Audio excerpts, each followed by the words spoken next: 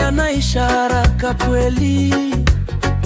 Anasema wagonjwa simameni, leta sadaka, mbingu zitafungamani. Mama auza mbuzi, kijana phone ili apate miujiza kwa microphone.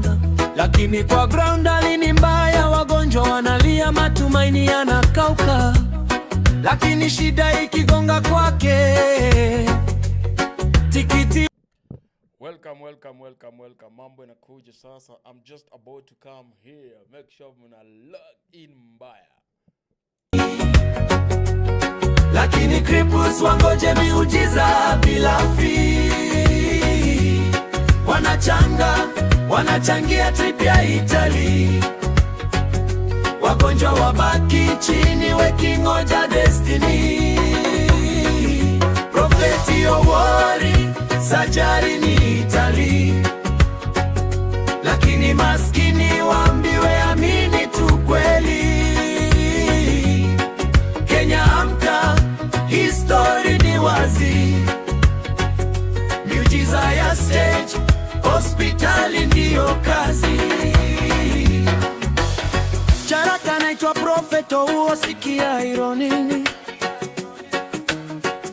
Anasema hakuna daktari lakini ana kliniki ya mzungu mbali. Kama maombi anatosha kila time, mbona romdo solution ya pain? Mlemavu arushwe maji, ambiwe subiri kesho ni siku yako kweli. Lakini profeti akiumwa kidogo, anaingia ndege bila kuchelewa bado. God alitoa akili, God alitoa sayansi, hekima. Ni hatari kwa wananchi. God alitoa akili, God alitoa sayansi, hekima. Ni hatari kwa wananchi. Kanisa si biashara, sadaka si passport ya mbinguni jamani. Daktari si shetani, hospitali si dhambi. Ukiona profeti anakimbia sajari, wewe usiogope kwenda hospitali. Prayer na treatment tembea pamoja, ukweli huu ndio utaokoa taifa. Prophet worry about surgery ni lakini cripples wangoje miujiza bila fee. Wakilia kimya, wanachanga wakilia vipya Italy. Osa vipya Italy. Wagonjwa wabaki chini wakingoja destiny. Kenya amka, Afrika angalia. Miujiza ya uongo zinamaliza familia. Imani ni poa, lakini tambua njia. Uhai unaokolewa, hospitali pia.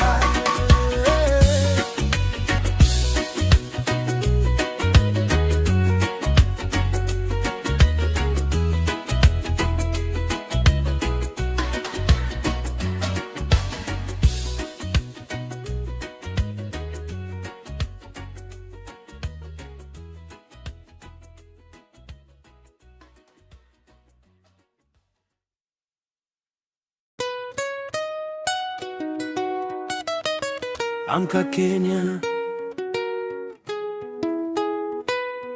amka Afrika.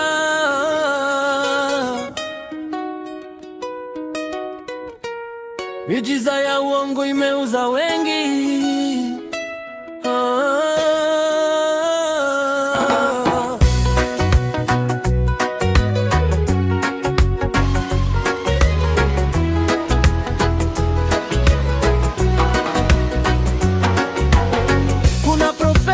Kwani amevaa white safi, Beta Italia.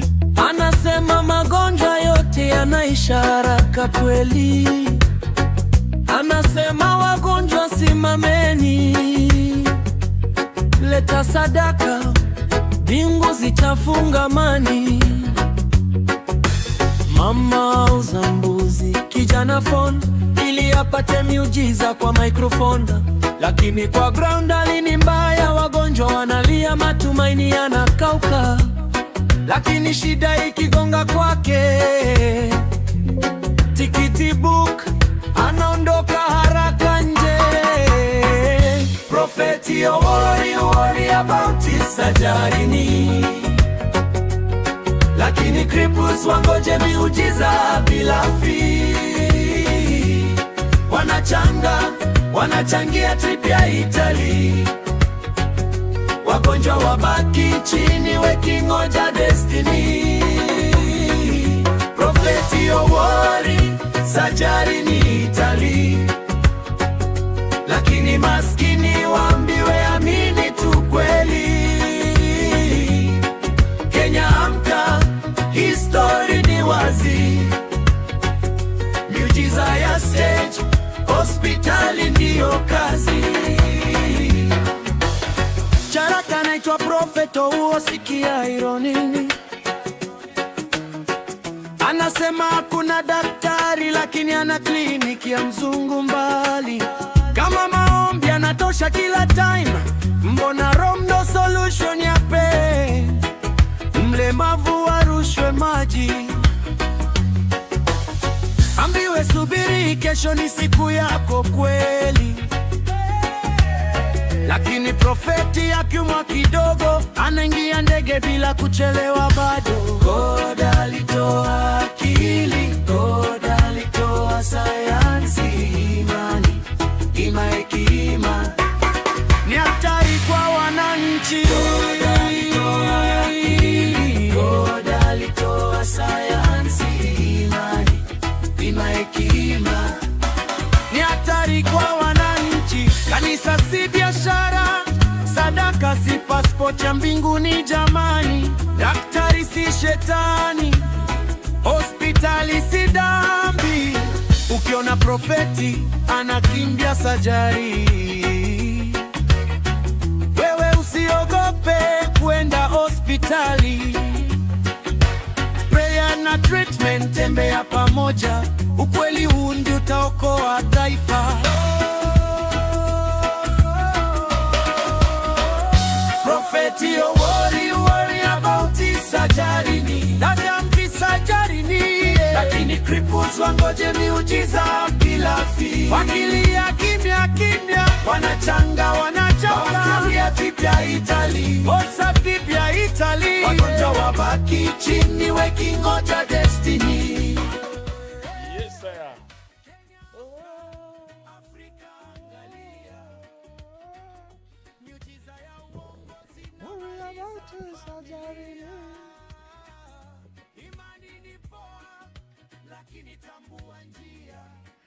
Yes, niaje wase, niaje. Ndio tunaingia sasa hivi. I hope mko fiti, mi pia niko poa nashukuru. Godi amekuwa ni mwema tena zaidi tu yani. Amekuwa ni mzuri tu kwangu. I hope pia kwako. Okay? I hope pia kwako mambo yako sawa. Mimi kwangu mambo yako sawa. Nashukuru Mwenyezi Mungu. Okay? So niko hapa kuangalia mambo yanaenda vipi. Now, kuna video ambayo niliambia TikTokers jana kuwa vijana wadogo wanakuwa brainwashed vibaya sana huko nje. It's unfortunate but that is what is happening. Okay, it's unfortunate but it is what it is. So, kuna hii video ambayo anaitwa nani? Kuna hii video ambayo kuna huyu YouTuber anajiita Iko Nini. So Iko Nini aliweza kuhost ka kijana pale, na baada ya kuka-host, cha kushangaza ni kwamba, mtanisamea lakini ndasema tu kweli, Wakenya mara nyingi huwa wanashangilia muuaji, mwizi, rapist, muongo, kuliko vile wangeshangilia mtu ambaye anafanya mambo kwa sawa. Wakenya wengi ni hypocrites, ni wale watu ambao watakushangilia wakati unaenda kujiua, watakushangilia wakati ambapo unaenda kuanguka. Lakini wakati kuna mtu anakuambia ukweli, anakuambia achana huyo ni muongo, huyo ni mtu wako na wivu sana, ni mzee. So this is the video that actually this young man called Kenyan Prince walikuwa pale kwa iko nini. Nimejaribu kutext iko nini nikamwambia next time usiwe kama mwanamke. Unajua ladies are the ones wenye wanakuitanga kando, mnasengenya mtu. Next time if you want to mention me, make sure that I'm on the stage. But either way, tunafanya tu venye tunaifanya. Ni aje. Thank you so much YouTubers. I can see all of you. Yeah. TikTok tuko YouTube mbaya kameshika. Sasa tunataka kuelezea hii video tujue kunaenda aje easy. Hiyo designer, okay? So guys, I hope you can hear me clearly. Watu wa YouTube mnanisikia fiti? Unajua naweza kuwa najiongelesha hapa nikifikiria kwamba mnanisikia. Watu wa YouTube, can you hear me clearly? I need you to confirm that. TikTokers, tuko YouTube. Sports fanatic, thank you, I appreciate, okay? TikTokers, mnaweza kuja YouTube, tunafanya ile mambo huko YouTube. Oya, YouTubers, tell me kama mnanisikia poa. Am I loud and clear ama nahitaji kuongeza ka volume? Yeah? So, wacha tusikize hii video. Ni video gani? I'm talking about this video. Wacha tuende direct to kwa nini? Hizo ni details za accounts. Oh, okay. Na ni FBS na ni real. Okay, I can see. Una trade na account ya 28,000 euros. Damn. Okay, that's Not a good 28,000 actually. Ukiangalia kwa history. Ona hapa kwa calendar. Yes. Ni today. Hapa ni today, si ndio? Yes. So ukifinya hapa today, unaona profit ni how much? Ndio na check it. Oh, damn. So the deposit was 85,000 euros. Yeah, but I withdraw some of my money. Alafu uka withdraw 78. So Guys, mwanzo mnafaa kuelewa. Unaona hizi vitu nyingi mnaonaga YouTube. Acheni tu niwaambie ukweli. Hizi vitu nyingi mnaonaga YouTube inakuwa gani ufala na ujinga. Sorry to say that, but inakuwa gani ufala tuna ujinga. So, nataka tufanye hesabu ya haraka wewe. Sawa? Nataka tufanye hesabu ya haraka tu. Unajua leo tunachambua tu video mdogo, hatuna haraka. So the guy says, wacha tutafute calculator, si ndio? Calculator. Is it calculator or calculator? The guy says, this is let us convert into euros, right? Let us just go and convert into euros to Kenyan shillings, right? So 28,000 euros, 28,000 euros. Sijui mbona siku hizi calculator. We convert. Sorry guys, kidogo tu. Euros to Kenyan shillings, right? Delete these. 28,000, sawa. So 28,000, that is around that is 4,331,680 Kenyan shillings. Okay, sijui kama mnaona kwenye nini yangu hapo. Mnapata? Sasa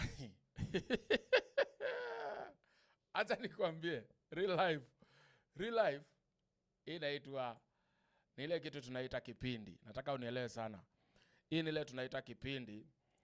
Na usidhani that anyone cannot be compromised including iko nini. Mnanielewa? So kidanganywa kuna msee for example, an individual ana trade na 4 million on a personal account. Unachekesha. Traders mko hapa? I don't know whether tuko na traders hapa. Unachekesha bro. Ukijaribu kuambia watu that you are trading 4 million, that is what you deposited, 4 million. Tuache ujinga bana. Hiyo mchezo peleka huko mbali sana.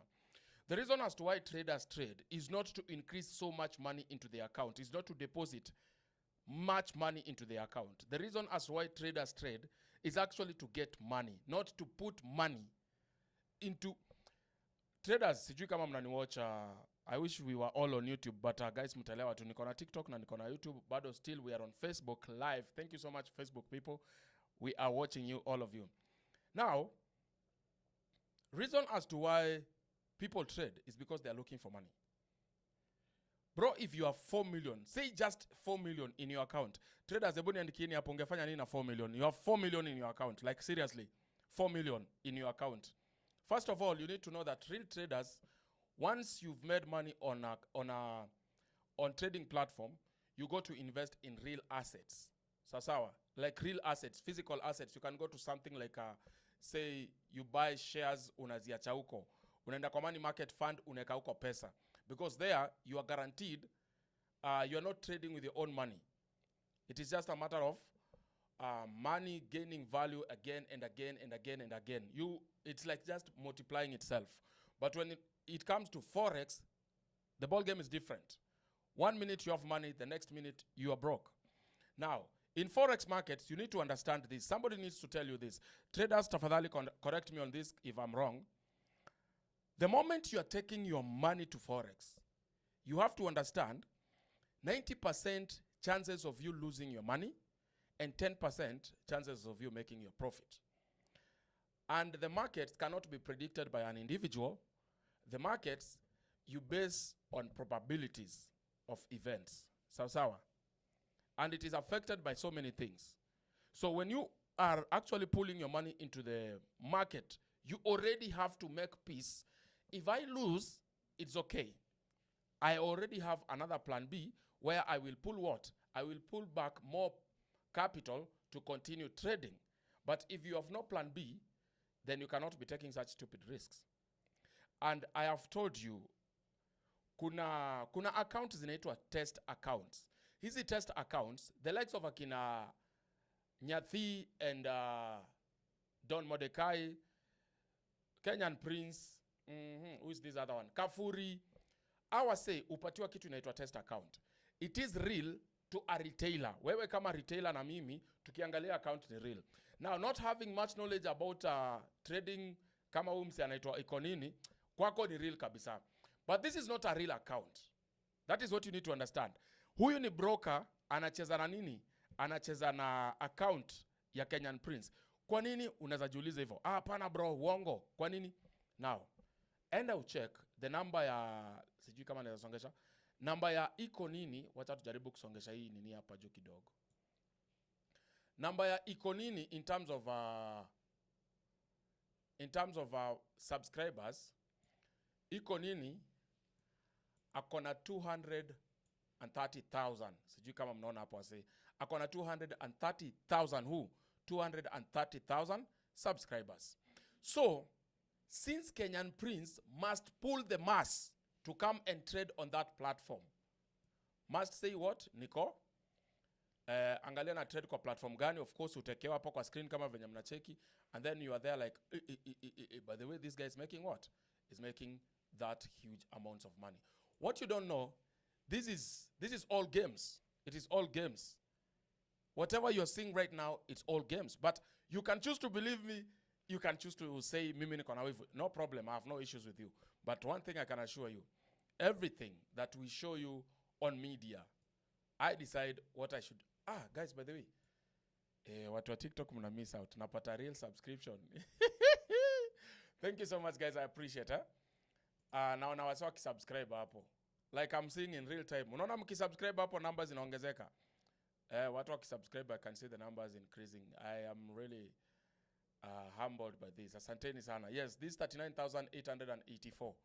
If you subscribe there, unaongezeka in real time. Okay? Wow, 2 people have subscribed. I can see the charts are popping up there. Asante sana. Yeah, I can see people actually subscribing. It's just amazing. I love it. I love it. Like really, I love it. Thank you so much. Guys, continue subscribing, hit notification bells. Kila siku nakuwa nakuja nachambua. Now, nataka nionyeshe pali argument ina get a little bit messy and out of point. So, this is him making money. He has 4 million that he's trading. So that means like right now you're just trading like with 7, yes? Yes. And what's going on hapa? That in Kenya without doing anything. Yeah, Nobody. it's Mimi nikuonyeshe.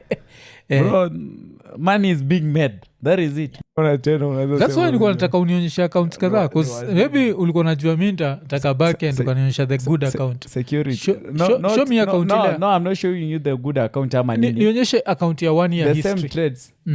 Thank you. Nionyesha account ya 1 year history doesn't exist. It will never exist.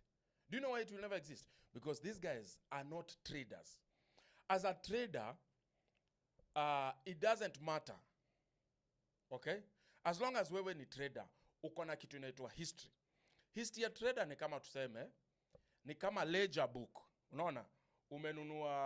Ulikuwa unauza viatu, kwa hii biashara ya viatu, siku hizi hata umeacha kuuza viatu, unauza bulk ya viatu, siku hizi unanunua mitumba imejaa, hivyo.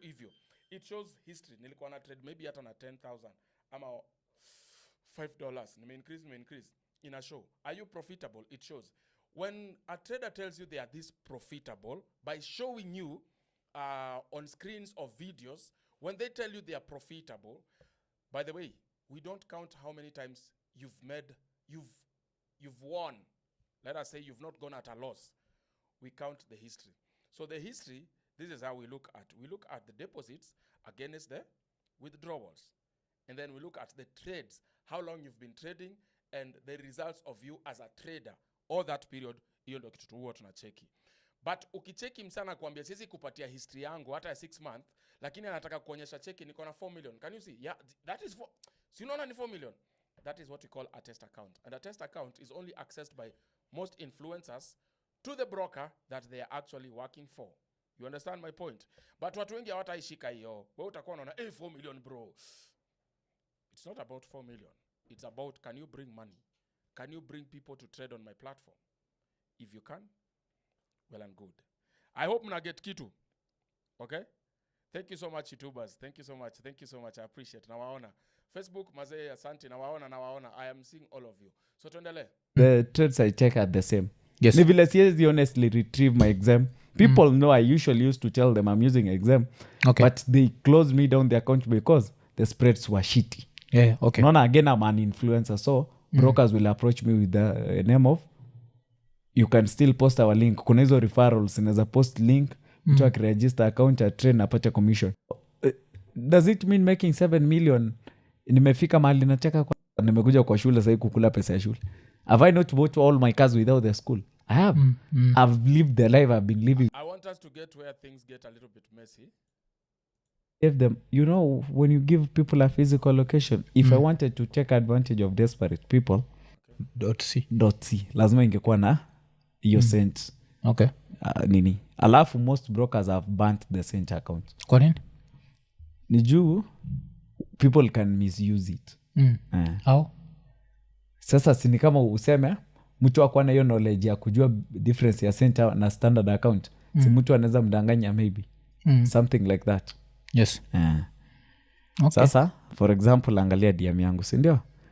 Bro, angalia watu saidia to even offer these services online. Yes, I honestly need data hii pesa nikusaidia kuunda hii, si ndio? I'm not responding. Now, I want you to pay attention to this. Okay. Sasa for example angalia DM yangu, si ndio? Bro, angalia watu wote. Nacheki, but unajua si wote kitu moja juu yao ni they are desperate. Ndio nakwambia. So since wako desperate, mimi yeah. I gave them, you know, when you give people a physical location, if I wanted to take advantage of desperate people, I could have responded to these people. Ni wengi ni vile request zijui mbona. Yeah. Ni wengi. Yes. I could have taken advantage of these desperate people. Nikaambia maybe data hii pesa nikusaidia kuunda hii, si ndio? I'm not responding to them. Yes. Si ndio? Why? If I want their money. What do you expect of a scammer? Watu wakini DM ni wa reply ni wachukulia pesa, si ndio? Yes. But I thought this is not a wise idea to even offer these services online. Yes, I honestly need to help people. But what am I gonna do? If somebody needs to see that legitimacy, let them give risk that is involved in it. You trade for them. The market was crazy. I had to fund then. I took out my money. Si ndio? Sometimes hata unachukua loan unafund, ikirudisha, you pay back the loan. But imekuokolea kwanza pesa yako, si ndio? Yes. So sometimes, like tuseme hata kwa shule, you combine these traders, then they fund a single account. Anielewa? That is called palming trading. It's even allowed by brokers, even the CMA regulator. Yes. It's a PAM account. Yes. They fund a PAM account, you trade for them. Once the profits are out, since now they're funded together, the funds in reasonable, the risk is reduced. Sawa? So I told them ansema 65k. She's not the only one who lost the money, imagine. There are over 10 people in the same account.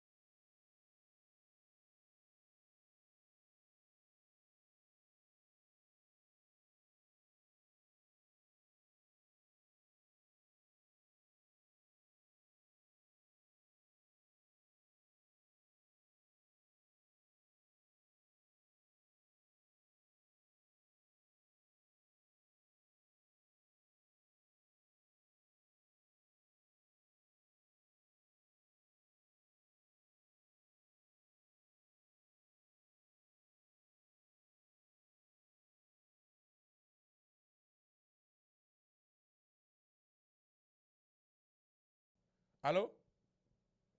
Guys, what was... Yani sauti ilikuwa chini hivyo? Bro.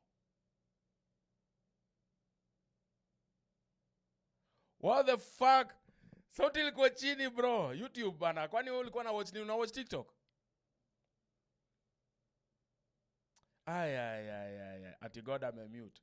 Wewe mnapenda kuwekelea Mungu vitu sana. Ikwaje sahi? We TikTokers twende YouTube. What the poleni guys. Wacha niweke hapa. Pale naweza soma comments zenyu. Blood. Maganji wewe ni moderator mgani wewe? Ay.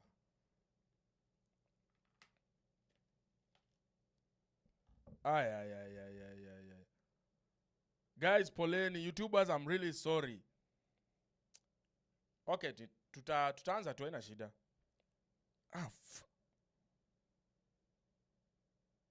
Ay. Sound was gone. Hey, brother. Anyway. Story. Maze is a bro. I didn't. Hata sijui man. We. Lakini unajua TikTokers nyinyi mko nini? Mko connected kwa microphone. So nyinyi mlikuwa mnasikia. Huwa una tip moderators wako. Moderators wangu. Mimi niko na moderator mmoja.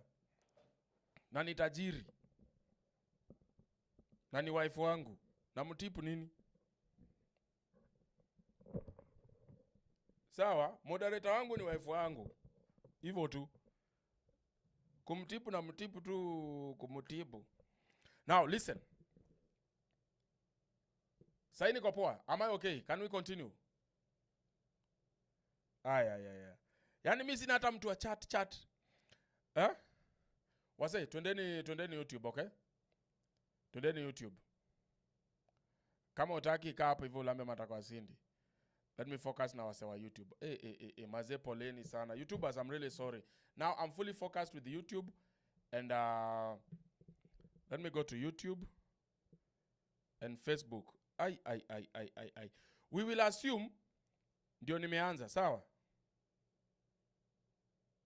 We will assume ndio nimeanza. Yaani mimi nafunza hapa watu wenye hata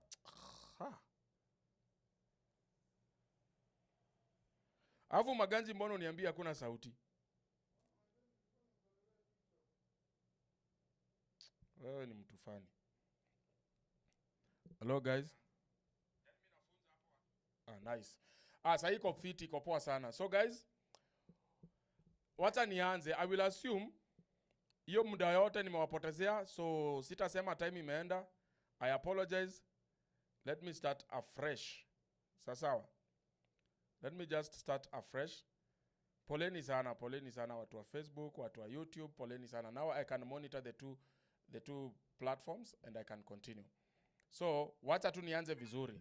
And guys, subscribe tafadhali. Mnaona hapo hivyo kwa live? Hapo kwa live chat, kuna tu watu tuna subscribe, kuna kama mtu kana unsubscribe. So ukiunsubscribe unajiona tu hapo ukishuka, ukisubscribe unaona tu hapo ukipanda. That is why I have put it here, but it's amazing. I like it. That is nice. Thank you so much for those who are subscribing. God bless you. I can see you now. Let me focus on YouTube now. Nimefanya makosa. Poleni sana. Next time I'm coming YouTube live, I'll only make sure that I'm on YouTube, on Facebook only. Sawa. Sauti iko sawa. Unasema sisikiki we M Cairo. Angalia hiyo simu unatumia, labda wewe ndio uko na issue na simu yako. Hello, how are you? Chat, wacha niangalie chat. Sauti iko fiti.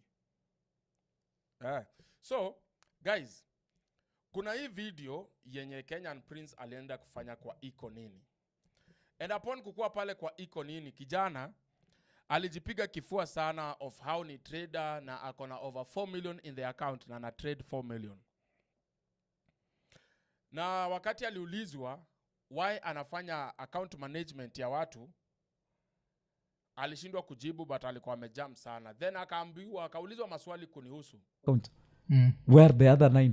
weren't they making noise? But kwa nini yako huku nini au kuiwekea stop loss? Kwa nini yao ulirisk kila kitu? Let me tell you something. Kuna time Afrika unaweza piga trades 3 zikifuatana na zote ni stop loss. Again, there is one thing I keep on telling people, that if there is no risk, then there is no gain. No, that is not a mind of a trader. Anyone that is telling you in forex trading where there is no risk, there is no gain, that is not a trader. That is a gambler.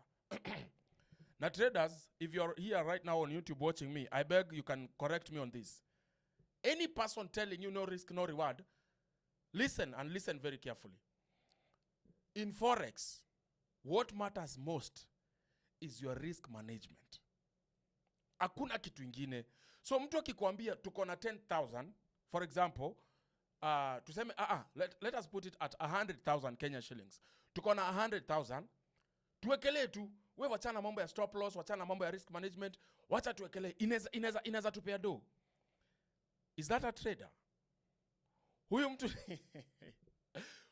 ni trader ama huyu mtu ni joker? This is a big fat joker. You understand? Huyu mtu ni joker, utapoteza do yako bro.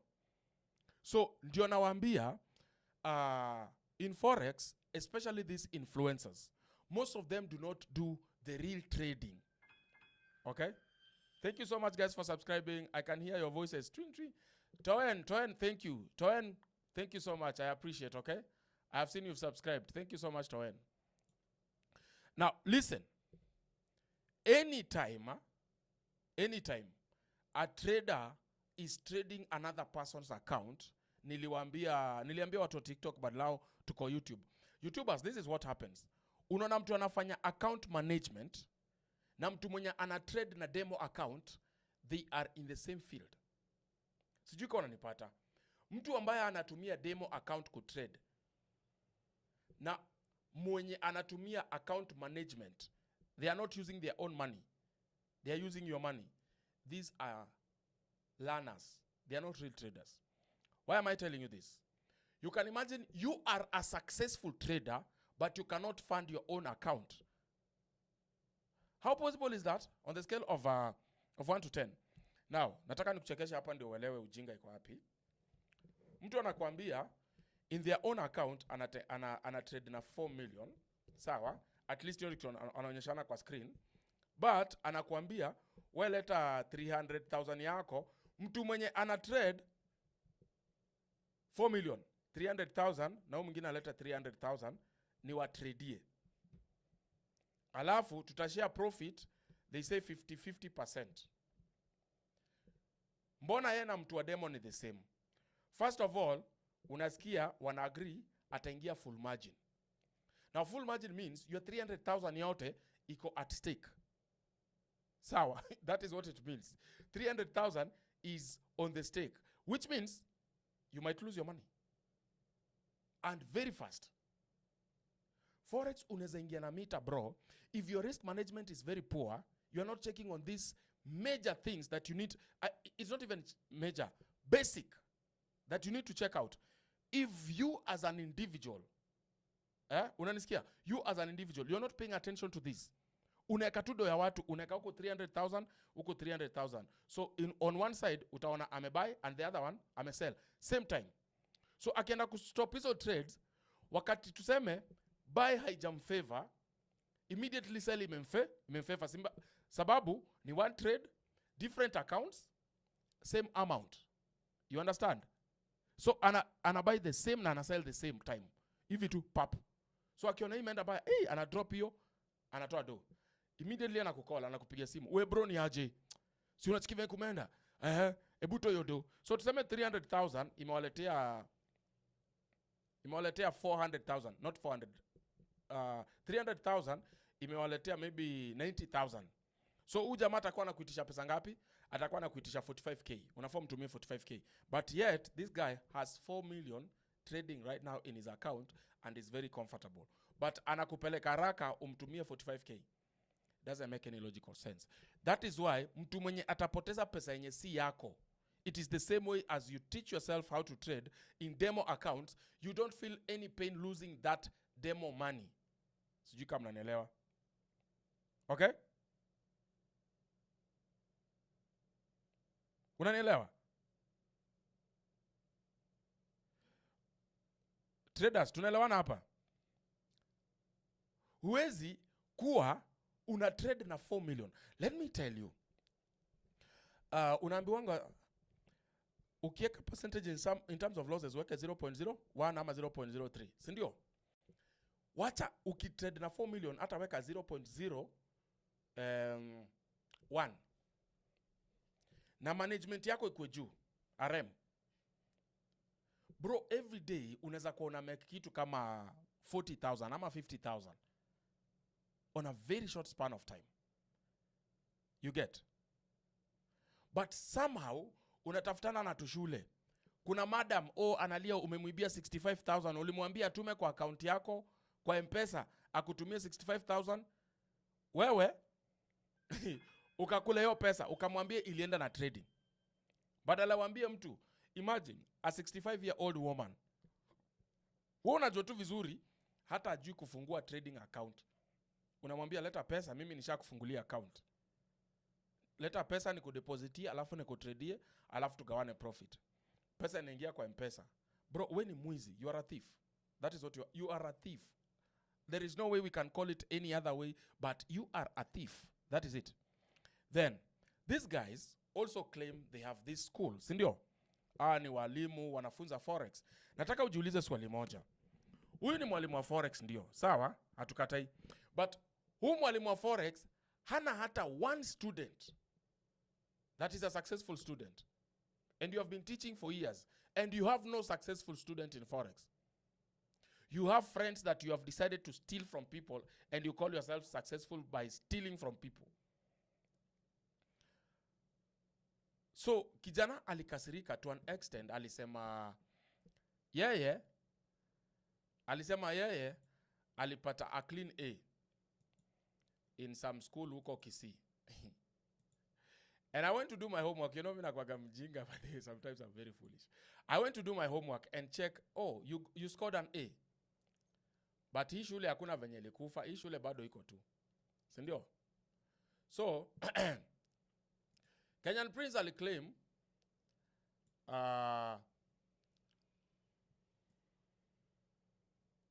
alipata a clean A. Can you check that school? I hope mnazaona. Alisema alipata a clean A. Hii shule inaitwa Nyambaria High School KCSE results. First of all, kama alipata hizo results, awaonyeshe. Hata ni bahati tu tumefanya hii video usiku. I would have called the school na tuwaulize 2019 kuna student alipata a clean A. And it happens that in 2019 he's the only one or she is the only one who got a clean A. What is the name of this student? Mutacheka mkufe. Already I know who is the student, but mutacheka mkufe. So I was like, utaambiwa, we ni peti. No, but you don't come and claim someone else winnings. Mimi nikikwambia nilipata B, uniambia toa hiyo B, hata ama nitoe contact za shule, waangalie kama nilikuwa na hiyo B, bado contacts are there. Mimi ukienda kwa shule yangu Cardinal Otunga, you'll go and access my results. Ukienda primary, ilikuwa inaitwa Little Prince, Fort Jesus, utaenda upate my results. But now guy claiming an A that he never scored. You get? He was not even close to a B minor. Leave alone B. He was not close to a B minor. Yeye career anaweza chukua ni ya mwalimu ya C+C huko. Hiyo career ya chini hiyo. But claims he got a clean A. I am telling you guys, I do my homework. And I do my homework very well. I don't joke around. You get? I don't joke around. Okay? I don't joke around. I'm serious. I'm very serious. So the guy, wakati aliulizwa about me, nataka tuongee kuhusu hiyo. Ali throw tantrums. Alikasirika sana. Na nielewa. So for you to be able to gain, you must take risk. Yes. Na risk huwezi niambia ati nimetake risk ya 0.1. Unexpect nilipe traders 10 wako na expectation. Unexpect tuseme $2,000 in return and you're not taking the risk. Unanielewa? So I usually clarify and tell them that I'm not liable for any losses But one thing they need to understand, if it pays off Nimekwambia ni chini ya C, lakini wacha tutapiga simu really well. Utasikia. Wewe umeona sana anachukua losses. Kuna sana anachukua losses hadi alipata A. Account inabaki zero, naenda kufund. Unajua the good thing, public information kama hiyo unafaa kuwa very careful kukuja kudanganya. Public information kudanganya, you have to be very careful. Sawa? Yes, you have to be very very careful. Tena sindio? So mbona situmiangi stop loss your time? Because maybe you have the hopes of the market is coming back. Again, this thing is psychological. You need Again, in Forex, if you are trading with hopes, you are not a trader. Traders, mnani watch, am I lying? At you have the hopes of the market will favor you. You cannot trade with hope. As a trader, bro, this is numbers. This is statistics. This is mathematics. This is you against banks. This is you against pro firms. This is you. You cannot come with hope here. Hope wachia Mungu, wachia inaitwaje? How will I say this, guys?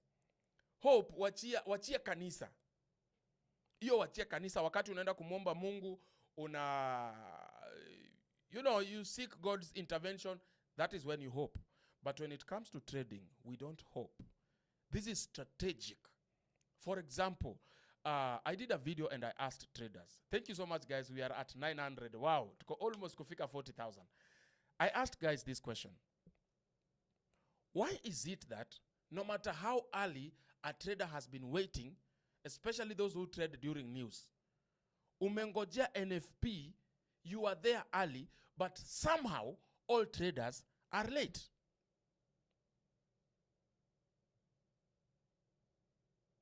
Sound iko chini tena?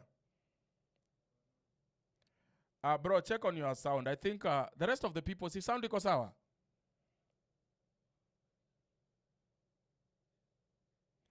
Sensor, I think you should check on your it's your phone probably. The rest of the people, I guess the sound is okay. Guys, siniko poa?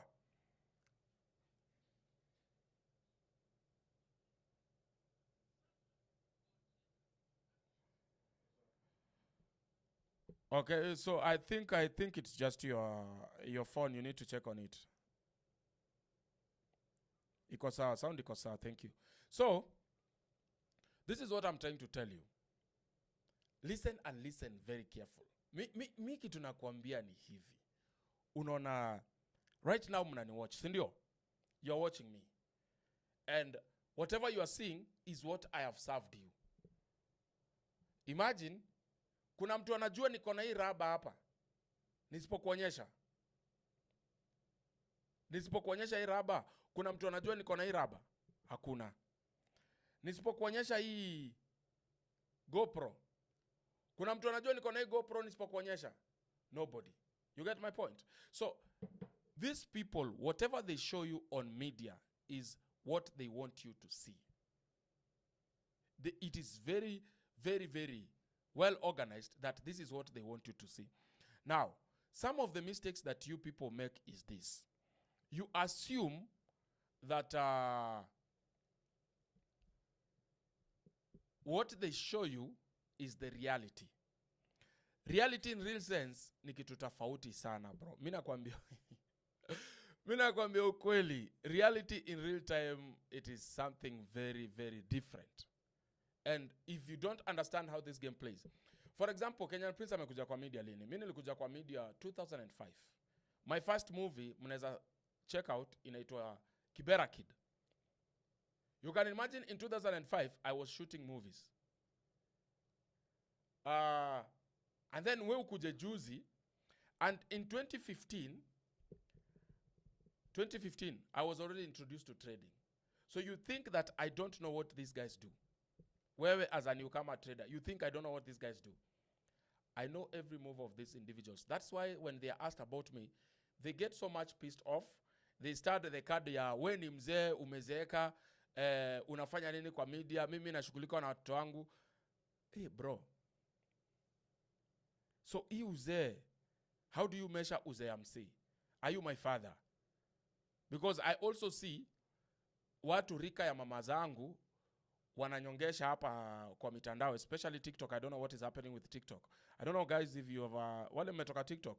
I don't know whether you have seen this. Kuna some platforms zinanyongesha na ni wanawake wazima, wengine hata mafuzi ni za white. You are like, wow, what is happening?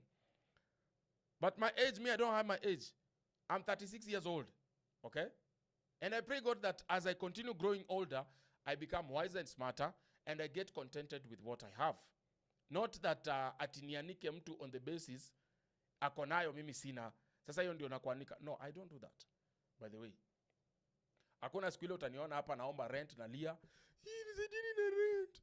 Mimi sasa nimelemewa. Maisha yananipeleka mbio. Oh, chakula imeshinda. You will never find me doing that. Mimi, let me tell you guys, and I'm not joking. Okay? Unaona mtu mwenye anakuambia akona do, na the only thing that is demanding pesa yake ni tumbo yake, msafai kukuambia kitu. I don't know whether I'm making sense. If somebody, the demand that comes from their end is only their stomachs, then these people are not supposed to allege or claim they are this rich and they are making money. Let me tell you, for instance, and this is not a joke. I am the second born from my parents. A second born who decided to step down and educate his older brother. Get this. And after I educated my own brother with my own money, including my uniform, shoes, I used to buy him shoes to go to school and everything. Then I come back later, I go to school, and I do very well. I go to high school. By the way, I was so intelligent that my entire school was paid for by a white man. I don't know. I have never met them. I never saw them. But my sponsorship, I got sponsorship when I was in grade 5. Because when I was in grade 1, kitambo tuko naita class, when I was in class 1, the teachers realized that class 1 was not good for me. Good for me in this sense, that I was so advanced in knowledge, so wananipeleka hiyo class ingine. Sijui, watu wenye tumesoma kitambo, you know that is what used to happen. Mwalimu akiona wewe ni mwerefu sana kushinda vijana wengine ama wanafunzi wengine, alikuwa anakuchukua na kuweka kwa the next class. So that ataona unawekwa hapo kama one term ama two terms. So hiyo term moja unapewa ni waone kama unaweza handle hizo challenges za the next grade badala ya waste time kwa grade 1 uenda grade 2, ama intelligence yako ni ya grade 1 2 ni venye uko mbele kidogo. That is what they used to do. So wakipata grade 2 kofiti ama class 2 kofiti, ungejump hadi class 3. Class 3 and class 5, class 3 class 5 were the most challenging. Sawa, class 7 ilikuwa nywe, class 8 mwa. But class 3 and class 5 used to be a little bit of difficult. So mimi niliruka classes 2. And I finished my school. Again, when I finished my primary, I got another sponsor who decided to sponsor me for my secondary school. I went to Colonel Morris Otunga. And I did well. And I'm still here. Now, even after that, mimi nimemaliza shule. Nimemaliza form 4. Sasa college ni ujipange. Hakuna mtu atakusponsor college. What did I do? I started looking for money. As I'm speaking to you, behind me, 3 brothers. There is this one called Maganji. Amemaliza, ako hapa na mimi. Mimi ndio namtafutia kazi. I have George, alimaliza form 4 last year. Inafaa nimtafutie kitu ya kufanya. Saa hii as we are speaking, niko na my brother anaitwa Kalistas. Kalistas ako form 4 ama form 3? Kalistas saisi ako form 4? Form 3 term 1, si ndio? Ako form 3 term 1. Who is paying that? Me. Aya, Mark you, ako form 4 wewe. Uvutaji wa bangi unadhuru afya yako. Mark you guys, huyo mtoto nasomesha, niko na wazazi wa kulisha. Sahi kama sahi, venye tunaenda April, you know what happens. Those who have parents and parents are looking up to you. Hao wazazi hiyo wakati wa kiangazi, mboga, sijui mahindi. So you have to buy gunia. Kila mwezi, gunia. Na watu kula, baadhi wase ushaga ukula. Au kafinya mbaya sana. You get? So you're like wewe kitu yenye nakuitisha pesa ni tumbo yako tu. Na ujinga wako uko alone, ujinga wako unaenda kuishi nyumba ya 4 bedroom, uonyesha watu unaishi kwa nyumba ya 4 bedroom. Ujinga wako daily una haya gari, uonyesha watu wewe ni tajiri. When you live that kind of life, I am telling you, my friends, when you live that kind of life, I am telling you, these people will even go to the extent, especially with brokers. Wataenda, hata wataandikisha gari kwa jina yako, so that you can convince people on media, I am this rich. Nikuulize, na tukue tu watu serious. You are this rich, lakini hata kununua mafuta tu, Aremis, ujipake tu, ni shida. Unakuja unapiga miayo mpaka watu wanasikia unanuka mdomo. Toothpaste is a problem. But somehow you can afford this car, that car. Yes? Who? Huyu anasema sound shida yake ni nini? Guys, kuna shida sound kweli?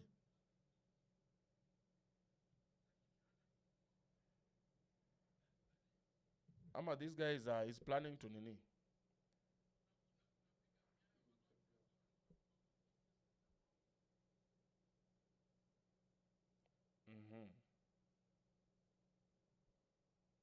Put user timeout 30 minutes. Aache mchezo yake.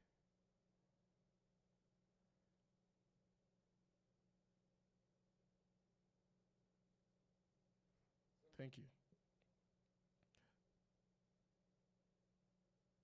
Sound iko. Cheni mchezo. Sound inatokaje? Sinaona hapa hivi kwa mita inaonyesha sound iko fiti. Efu. Acheni mchezo. Sound iko chini kiasi. Sound iko chini kiasi. Na hapo? Bado iko chini. Ongeza volume kidogo. Tunataka volume. Na hapo iko aje?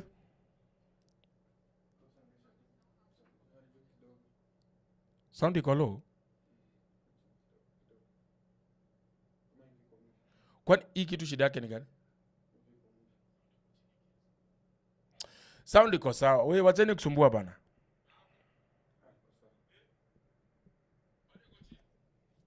Mute hiyo kitu. Okay? So, one thing you have to understand. Mimi nawaambia ukweli. And I will tell you, my subscribers. 4 years ago, I was like you. I was just watching content.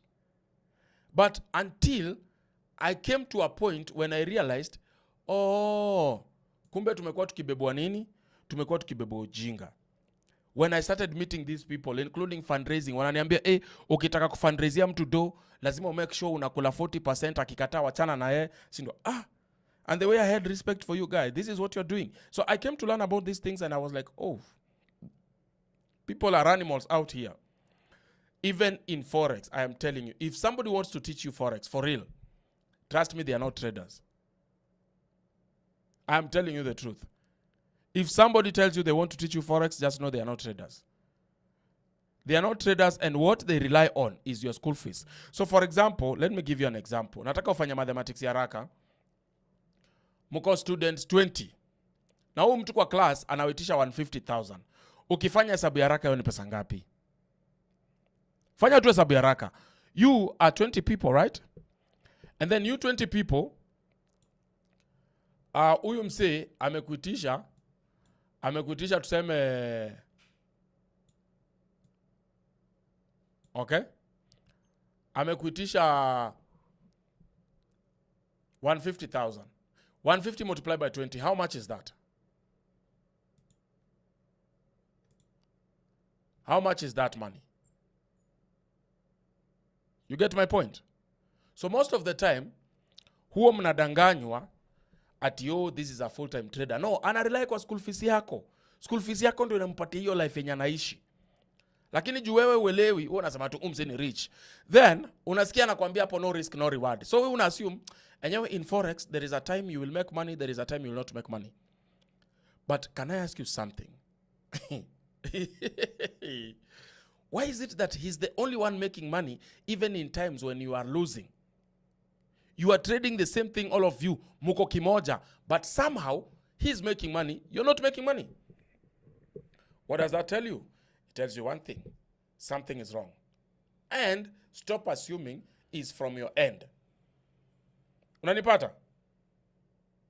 Stop assuming that something that is wrong is from your end.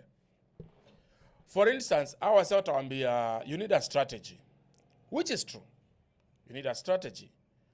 But they'll tell you we need to do back testing until we get the best strategy. Truth of the matter, if your strategy is fully or relied 100% on what we call back testing in Forex, bro, you are a sick person. Nataka nikupee mfano, tuelewane hapa watu wangu. You are going to do your KCPE or KCSE this year, right? When you revise last year's papers, does that guarantee you that you're going to pass this year's paper? Is it a guarantee you're going to pass this year's paper? Does it make any logical sense? Of course, you might come across 1 or 2 questions, right? Or 3 questions. But that does not mean that since you studied the last paper, okay, you're going to make sure you're going to be profitable in the next one. No. That is why unapata watu wote wanatumianga strategies zimetoka kwa backtesting, they don't make any money. They don't make any money. That is why 90% of traders, sana retail traders, they lose money. It is not even about psychology. Because psychology aspect of it is when you know that your risk management is okay, and also your initial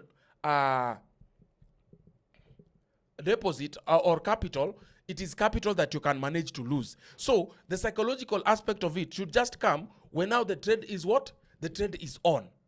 You don't know whether you should actually stop it or it should continue for a while. That one. But the psychological aspect of it is not about you having a strategy and then coming to lose with your best strategy. And for a matter of fact, naweza waambia, hakuna mse akona strategy kali. Unanielewa?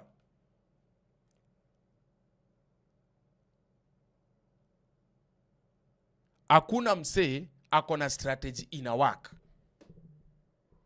If these people had strategies zenye zina work, why are they so shouting on media? Don't we have traders who are doing this thing on their own? Wako tu na maisha yao wanafanya trading yao. Don't we have them? Tuko na wao, si ni kweli? But somehow, somewhere, someone is so busy telling you how profitable they are, and they think you can also become this profitable. Follow them. Bro. Kama babako na mamako wenyewe ni wagumu kuambiana huyu anapata pesa ngapi, huyu anapata ngapi. Huyu Msamaria ametoka wapi?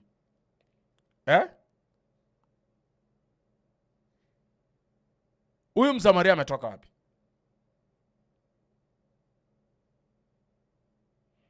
Let me tell you, our YouTubers, anyone lying to you atakusaidia kutengeleza pesa ama atakuonyesha njia ya kutengeleza pesa, huyo mtu ni mwizi. Mtoroke. Sijui kama unanielewa. Unaona mtu yoyote umepatana naye kwa mitandao anakudanganya ama anakuambia yeye anatengeleza pesa na angependa akuonyeshe vile utatengeleza pesa, huyo mtu ni mwizi. Na pesa zake anatengeleza kutokana na vulnerability yako. You are too vulnerable. That is why they can tell you kuja to trade. Hawezi ambia ndugu yake kama Raymond Omosa, ndugu yake ni mwizi. The other day alipata dem ameosha kila kitu, wamekosana, amefukuzwa kwa nyumba ya dem. Mbona usifunze bro wako forex? Sina McDo. Charity begins at home. After all, you guys are orphans. So I would think of starting with my brother than starting with strangers. Ati niko trade or McDo and my brother is somewhere suffering. No, it doesn't make sense. You get my point? Hata kama bro wako ni mtu aina gani, you will do your best, especially when this is the only person in your you have. This is the closest thing you have in life. Hata kama akwaje, niko sure you will try to do 1, 2, 3 to make sure their life is comfortable. But you guys, you are used to seeing and you're used to believing.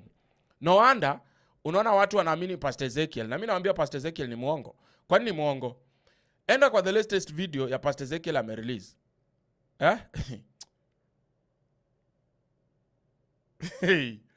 Wacha tu ni check. Pastor Ezekiel ame-release video, anamwagia watu maji hivi. Mashatani zinafanya nini? mashetani zinatoka wana roll chini. Somehow you notice the cameraman is not affected by the Holy Spirit. The bodyguards are not affected by the Holy Spirit. The men in church are not affected by the Holy Spirit. It is only the women that are on the red carpet rolling around wakimwagiwa maji. Kwani wanaume hamna mashetani? We, wanaume hamna mashetani?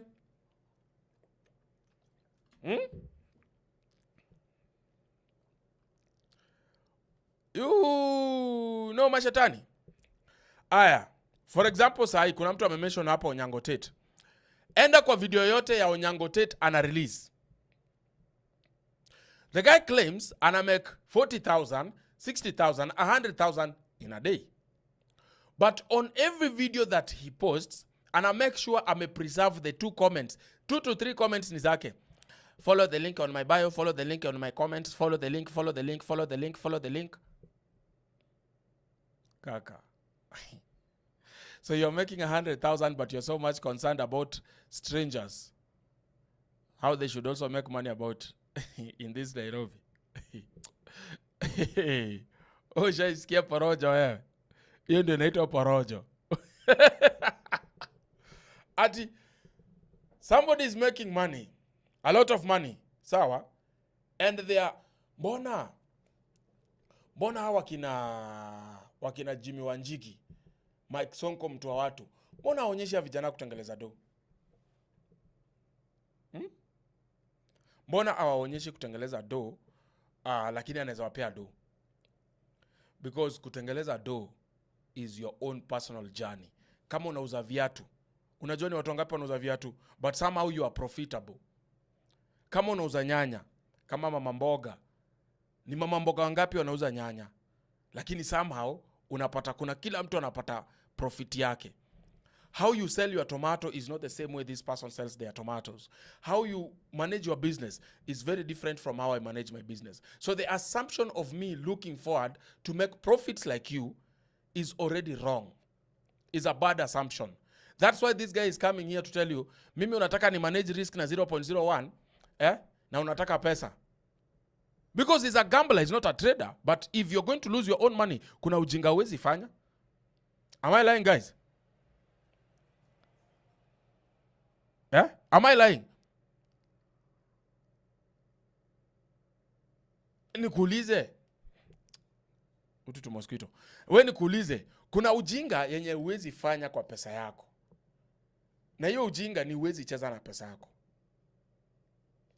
But kama pesa si yako, ni ya mtu, na unataka kujustify kumuibia, si utafanya tu sababu? After all, I'm not losing anything. Kuna mwingine hapa alikuwa ananibembeleza niingie forex chat. Mwangi Maina, jiulize, hiyo forex kama inamtengelezea hiyo pesa, si ya focus na kutengeleza pesa, mbona na focus na kutafuta watu wenye watatengeleza pesa na yeye?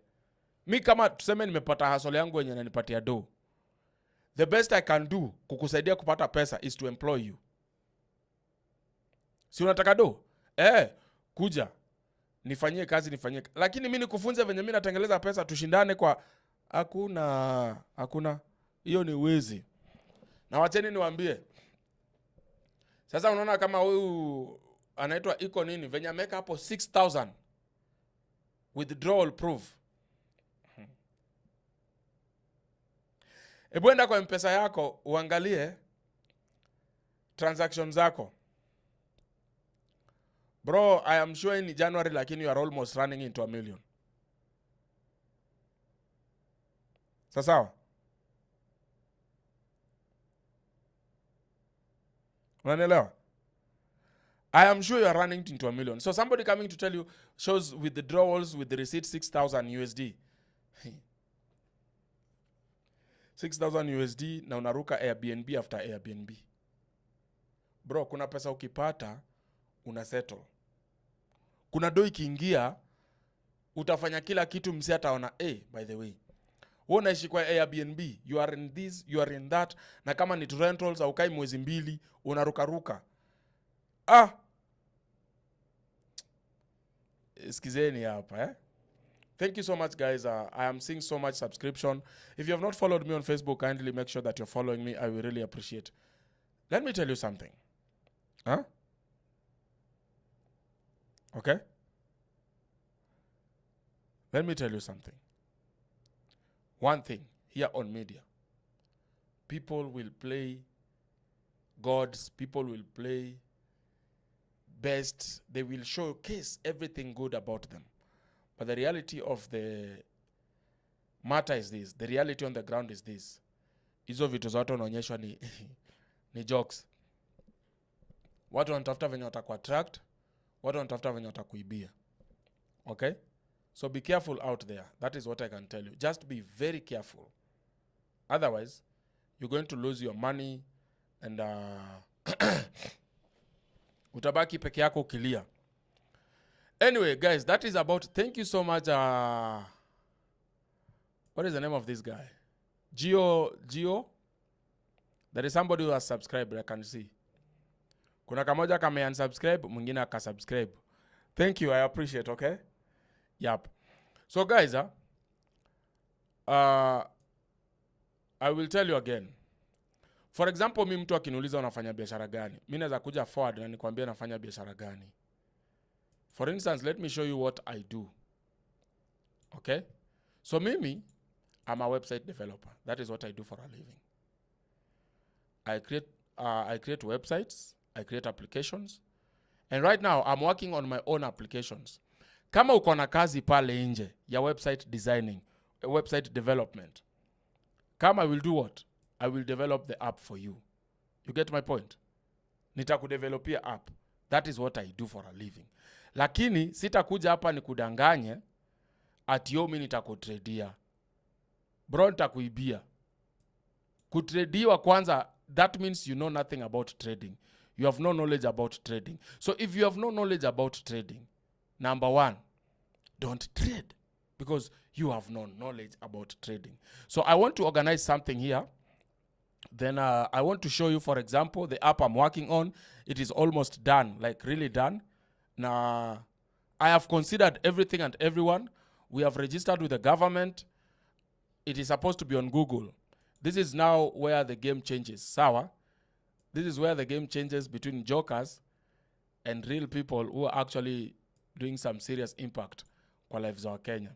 So mtaningojea tu hapo kidogo niwaonyeshe. Let me set this up so that I can show you as well. Okay? Acha nionyeshe ikiwa hata ikiwa hivyo tu niko sawa hivi. Acha niongeze window capture. Yes. This one is okay. I want to show you. So, I'm a software developer, but I usually don't brag about my knowledge. Kwa sababu hata ukiwa na knowledge gani, shida tu inakupiganga tu unakuwa umesota.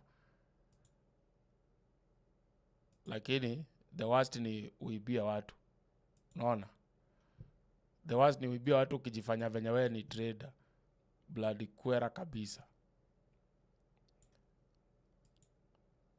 Oh.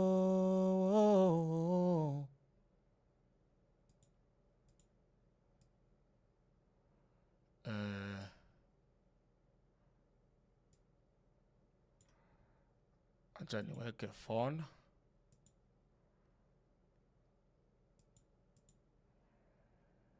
Kidogo tu nataka nionyeshe kitu yenye mimi hufanya. Watu wanauliza wao ufanya kazi gani? Wale mnaniulizanga mimi ufanya kazi gani, leo acheni nionyeshe mimi ufanya kazi gani. Sawa? Aya. So, on your screen, I think you can see what I do for a living. So right now, whatever I'm showing you is what I myself have developed. So, sawa? I have been working on this work abroad app for a very long time. Naona nimekuwekea dark mode na day mode. So what does this app do? Kitu yenye hii app inadu, kitu ya kwanza, kuna zile kazi mnajaribu ku apply, for example, US, Canada, United Kingdom, Australia, UAE and Europe. Hizi kazi zote mumekuwa mkibiwa pesa in the name of agents. So right now you will have direct connection to your work portal. Unakuja kwa hii app, bado sijai launch, so msiende kuitafuta, mtaipata. Work Abroad Hub, unakuja kwa hii app. Of course haitakuwa free sana sababu lazima nitengeleze do pia mimi, unaniget? Yeah, lazima nitengeleze do. So usidhani tu ati nitakaa hapo nikusaidie kutengeleza do na mimi sitengelezi do. Ama kama unataka ku apply job, for those who are interested in going abroad, I see very many people who are so much interested in going abroad. So what this app does is very simple. It connects you to what the agents ama hawa watu wanakuibia, wanakudanganya watakupatia link ya kwenda Canada. So for instance, if you click on Canada here, itakufungulia app hapo, ikwambie prepare. Then unaweza kuja hapa kwa apply. Tuseme you know the process. Kuna job bank, you just click directly. It takes you where? It takes you to job bank in Canada. Kama unataka kwenda, for example, Indeed, another portal, utapata hizi portal zote. Ukienda US, the same applies. Unakuja tu hapa kwa portal.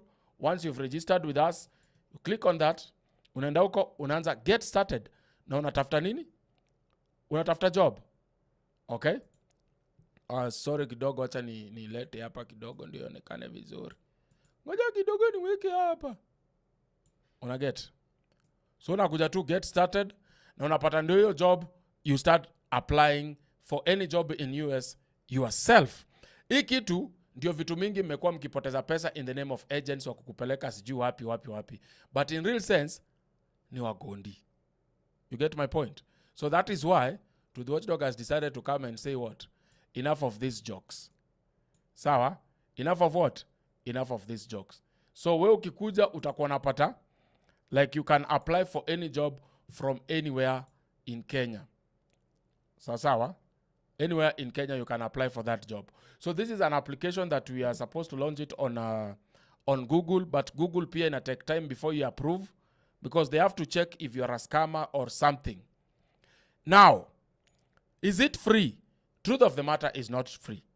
Another factor that this thing inakuja nayo ni hii.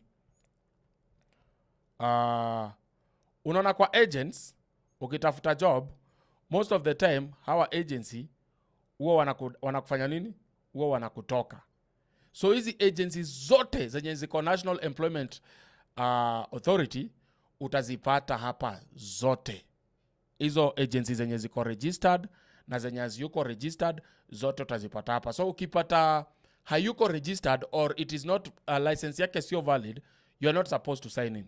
Another thing, there are people who are interested in being in going for students. Okay? You can come here. If you want to become you want to be a student, you kuja here and you apply as a student. The process is very clear. Inakwambia to unload packages. Unataka kuwa student wa wapi? Is it Canada? Is it a US? Is it UAE? Is it Australia? If you want, again, hizo portal zote to all those universities, and I'm talking of thousands of university guys. I'm not talking of about 3 universities. I'm talking about thousands and thousands of university in US, including scholarship. Unaweza apply for scholarship. Okay? So mi na make aje do. Watu wanaweza uliza na make aje do. Of course na make do. So for example, for you to access all these portals for free, badala ya hiyo kuibiwa mnaibiwa in the name of letter 50,000 medical or sijui nini or hizo pesa zote meibiwa na ma agents, it is only being reduced to one time fee of 4,500. Ukishalipa 4,500, you have access to all these services. Tuseme uji kuandika CV, usijali. Hiyo CV unakuja nikufunze, but nitakulipisha kakitu. So if you want to apply for a student scholarship, ziko hapo, hizo ma scholarship zote ziko hapo, tumezienlist kutokana na hizo all those universities. This thing cannot be accepted on Google, especially Play Store, and any developer, if you're here, ama ushai deal na kitu yote to do with applications, you know that I'm saying the truth. If hii kitu iko na wizi, it can never be accepted at all kwa Play Store. What I'm telling you, these potholes are real and it is not a joke. So once you, for example, you want to purchase ka CV, unataka CV. Ukikuja kutengenezewa CV, mimi nakwambia, unataka CV? bro, lipa na M-Pesa hapo. Si unaona kuna ka M-Pesa ama lipa na kadi. Mimi nakutengelezea ATS CV, wewe unaenda unafanya nini? Unafanya mambo yako 1 2 3. You get my point? Now this is the this is now for my fans. Because I know my fans are the ones who will actually market this app for like nobody's business. So nimesema hivi, mtu yoyote again atarifa msee amwambie, we, by the way, before you apply for any job, before upeleke agent yoyote pesa, umeangalia hii site, ma agent wote wako listed hapo. So before poteze do yako, enda uangalia hapo, ma agents wamefanywa nini? Wako listed pale, usipoteze do yako. So anyone who does that, again, nilisema sitakula peke yangu. Hiki tu kishika, it will be a lot of money, guys. Let us just be honest, yeah? It will be a lot of money. So I have decided to reward everyone mwenye ataambia msee, wacha kuibiwa na agent, enda unaweza apply hii kazi peke yako on your own. Utai-apply wapi? Hapa ndio uta-apply kazi yako on your own. So where? Exactly here. Unakuja hapa kwa Ann, unaambia msee, unaona hiyo link nimeka hapa WhatsApp, hapo ndio watu wanaangalia kama agent ni ukweli ama ni fake. Kama unataka ku-apply scholarship ya US, this is the place. Akikuja hapa, akiregister under your link, 450 inaingia kwako. Hii 450 imetoka wapi? Of course, hata access services zangu kama ajalipia. You get? Mimi sitakaa chini ni kutafutie application ya kazi directly to the employer. Watu wenye wako Saudi, for example, mnajua hii, watu wako Saudi Arabia. Ukitoka huku unatoka na agency. Agency kisha kudeliver, tuseme Saudi Arabia ama Dubai, wanakuachanisha. Kwa nini? Wamekuuza kwa another agency. So instead of you having 2 agencies in between you and your boss, why don't you just get direct agency to the country of destination, or get your direct connection to your employee in future? This is it. Unaona kama tuseme for example utapata agency wako wa Saudi Arabia. Uko sure unaweza bargain job gani unaenda kufanya kabla uende. Ni mara ngapi wa Kenya wamedanganywa, kazi za daktari ziko, kazi za kidogo nikunywe maji. Guys, talking 1 hour without resting. Ni mara ngapi wao wamedanganywa, utaenda ukue balista, sijui kalista ama ni balista ama driver, unajipata we ni house help. Umedanganywa utakuwa cleaner, we ni house help. Utakuwa soldier, house help. Umedanganywa na nani? Umedanganywa na agents wa huku. Because wakikuletea utik kwa ile paper, we unatik kama driver. But ukifika huko, huyo agent anakwambia, no, me I was looking for cleaners. If you are not going to do driving, I need my 2,000 rial. So you give me my money, you go back to Kenya. Unakuwa stuck. That will not be happening because we'll have direct connection to the agent in the other destination. Na kama ni agent wa hapa, lazima wakue verified. You get my point? All those services, you will be getting them just in one app. Hautakuwa na surura hapa atio umeparara sura, sijui siwezi pata. Kama for example, let's tuingia hapa kwa agencies. I hope you can see on your screen agencies, okay? Now these agencies, unaweza ona hapo kuna 593 agencies. Then kuna expired 685. This is in real time in NEA. Ukienda NEA for example, let me go to NEA. Niandika hapa National Employment Authority, NEA. Ukienda NEA, sawa, this is National Employment Authority. Ukuja hapa kwa private list of private employment agencies, we compare notes, sawa. So hapa kuna Riverside Manpower. Sijui kama mnaona hii ya kwanza. Haionekani vizuri. Let me just try to pull it this way. Sawa. Let me pull it this way. So naona hapo kuna Riverside Manpower. Nataka uangalie mpaka na license. Sawa. Uangalie pia license. So ndio hii Riverside Manpower, you can see it. Then you can check the license. Ni RA 2025 stroke 10 stroke 24. Now, I want us to go to my to my app, is it saying the same thing ama mimi napiga stories za jab hapa? Let me show you. Okay, let me show you the mazee nitahitaji mtu mwenye atakuwa anabadilisha screen jo. Kazi ni mingi. Okay? So let us go to my app as well and check if that Rahma, is it Rahma? Let me check again. Rahma, the certificate was the license was andika hii chini, guys watching, andika hii. License ni RA 2025 RA 2025 ni Riverside Manpower, si ndio? Riverside Manpower. That is number 1 agency. So RA 2025/10/24. That is the registration number of this agency called Riverside Manpower. So if you go to the app hapa, ukikuja hapa usearch, ukuje tu hapa usearch, either by license, unaweza tumia license ama unaweza enda na jina. So just type Riverside, Riverside, okay? Utaipata ama utaipata.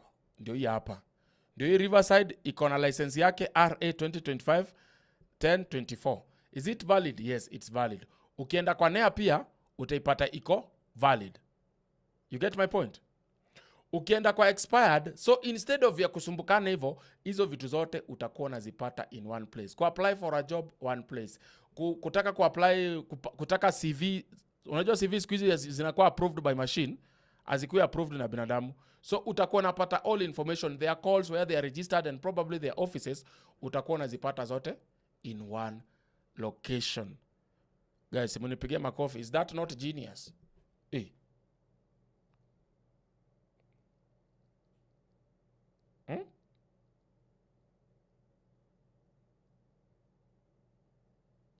Yeah? Is not that genius? Munipigie makofi hata mimi nisikie po. Okay? So that is what I have prepared. Mungu awabariki. Tunai-release soon. And nyinyi watu wenye mtakuwa mnaambia watu kuna hii site. Wewe utakuwa unaambia msee kuna hii site bro, before uende apply for employment, before uka apply job. Tafadhali angalia hii site. Enda ukaangalia site, usipoteze pesa yako na fake agency. Kufanya tu hivyo, mimi huyo mtu akikuja of course kuingia tu kwa site yangu, ndio access his services zote. Before you lose your 150,000, you come here pay 4,500 and then that's 4,500. Hiyo ndio inakuallow access kila kitu nataka.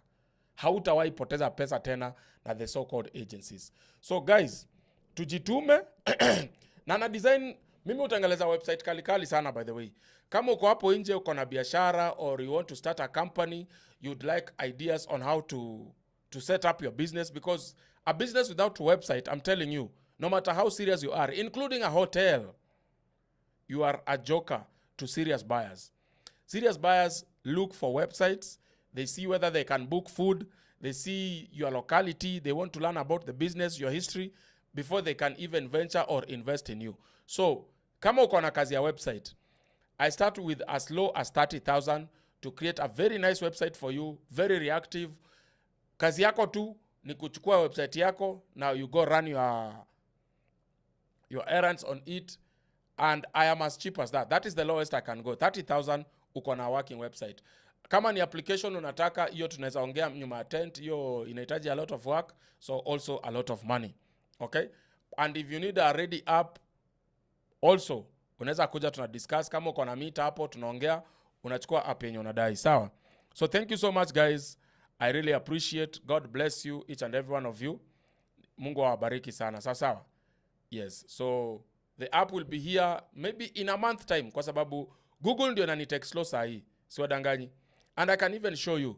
Me, I don't lie. Okay? Google ndio wananitake slow. Now it is not on me. So we are waiting for Google. You can see there. Okay? Let me just try to pull it up to there. Kuna information pia mfai kuona sababu ni personal. You can see verify details. So hapa amekwambia to verify your contact phone number, complete other verification. So I have already finished the first one, and the second one I am waiting, and I'm being told this might take a few days. So I am waiting for those few days. Once wamemaliza nikuja ni verify number, then we can do what? We can upload the app on Play Store, and everybody can access it from Play Store. That is how serious I am, and that is how straightforward I am. Hakuna kudanganya watu hapa na mavitu za uongo, za magasia, za matakataka, za ushetani. Umenielewa? Yes, because we have to do things the right way. Doing things the right way does not mean you're a fool. It means you are better off kuliko kuiba. Ama ni aje wase? Kuliko kudanganya watu. Unadai website ya security, chukua namba yangu 0704454609. Okay? Just take my number. Tutajadiliana. You'll get your security website haraka sana. That is my number 0704454609. Kuja hapo hivyo na kutengelezea website moja safi sana bro. And the good thing with me, kama tu ni website, in 3 days you should have your working website. 3 days. Mimi ukaka website nakwambia nakalianga nikiamua kukalia website yako saa hii, by jioni nitakutumia reactive website, nitakwambia fanya vitu hapo one. Ni nini hitajiki, ni nini unaona nimeongeza chumvi sana, tupunguze nini. That is how serious I am. So, kama uko hapo nje unataka website, my friend, I am here, I'm ready to work, and I do deliver in 3 days. The latest it takes me to deliver a website. Na ulipi pesa yote, by the way, first hand. Unalipa 75% of the total amount. Utamalizia wengine when I'm handing over your website. Sawa?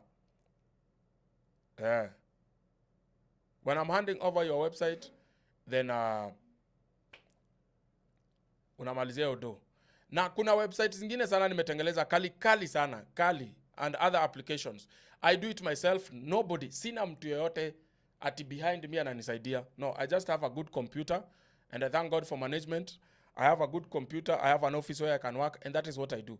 Sometimes I waste a lot of time on these things. Okay, it seems I'm wasting, but trust me, kudevelop app akili zinakujanga. I don't know, sijui, do we have a developer here?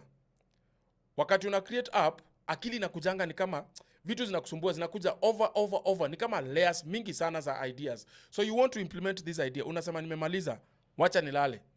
Unasikia wacha nifanye tu imoja ya mwisho. That is how development inakuaga, na wewe ina waste time sana.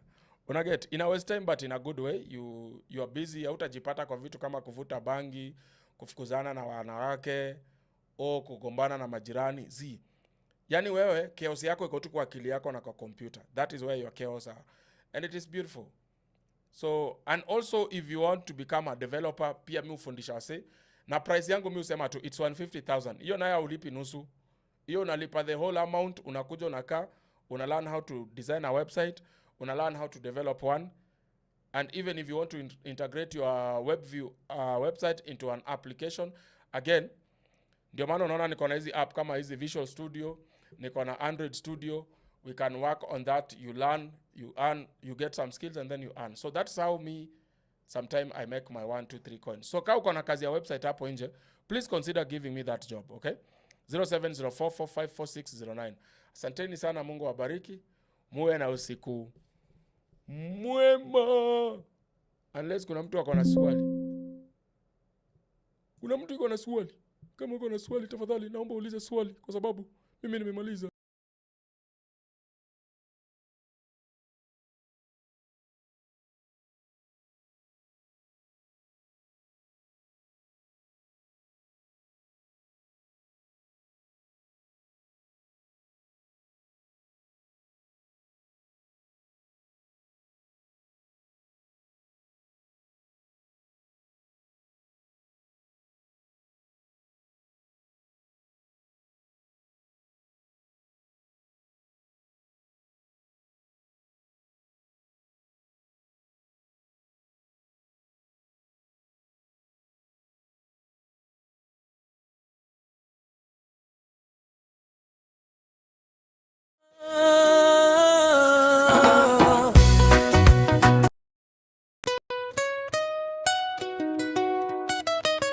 Amka Kenya, amka Afrika.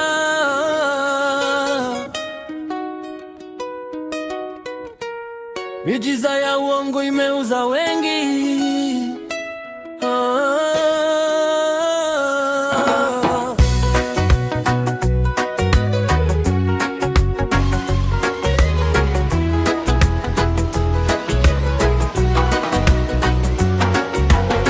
Kuna profeti jukwani amevaa white safi, anasema magonjwa yote yanaisha haraka kweli. Anasema wagonjwa simameni, leta sadaka, mbingu zitafungamani.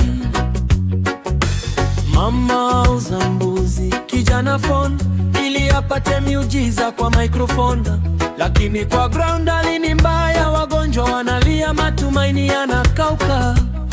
Lakini shida ikigonga kwake, tikiti book, anaondoka haraka nje.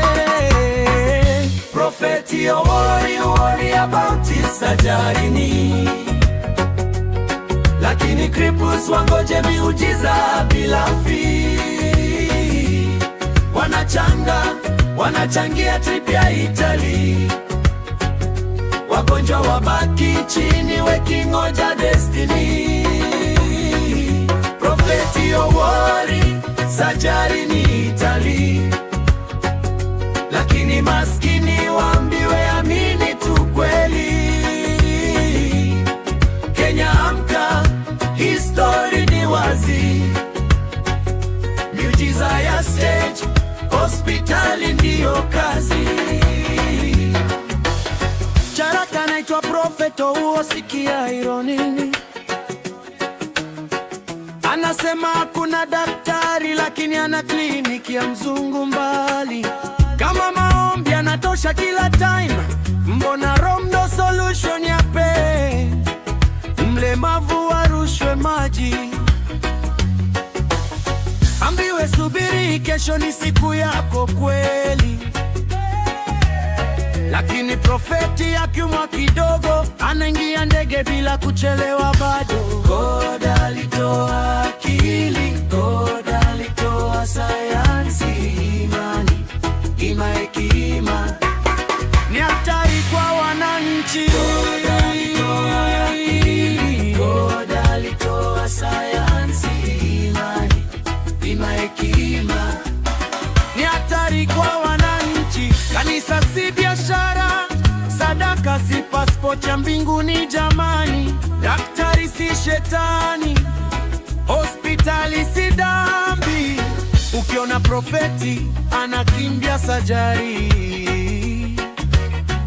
wewe usiogope kwenda hospitali. Prayer na treatment, tembea pamoja, ukweli huu ndio utaokoa taifa. Prophet, you worry about his surgery, lakini cripples wangoje miujiza bila fee. Wakilia kimya, wanachanga trip ya Italy, trip ya Italy, wagonjwa wabaki chini wakingoja destiny. Kenya amka, Afrika angalia, miujiza ya uongo zinamaliza familia. Imani ni poa, lakini tambua njia, uhai unaokolewa hospitali pia.